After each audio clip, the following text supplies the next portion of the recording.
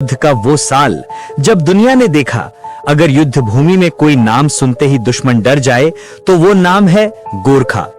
आज हम जानेंगे कैसे सिर्फ खुकुरी, हिम्मत और जज्बे के दम पर गोरखाओं ने असंभव को संभव बनाया। दुनिया भर की सेनाओं में एक कहावत मशहूर है, if a man says he is not afraid of dying, he is either lying और ही इज अ गोरखा।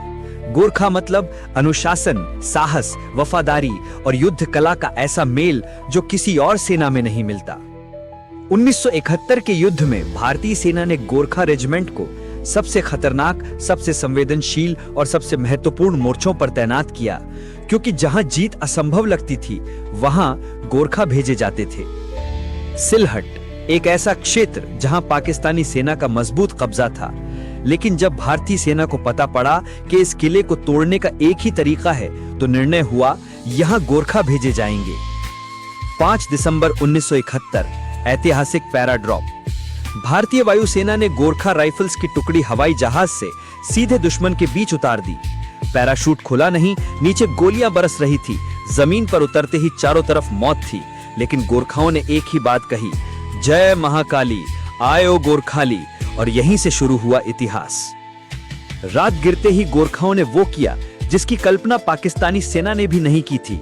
उन्होंने खुकुरी अटैक किया। बिना आवाज, बिना डर, घुप अंधेरे में सिर्फ खुकुरी और दिलेरी के साथ उन्होंने दुश्मन की पूरी पोस्ट पर कब्जा किया।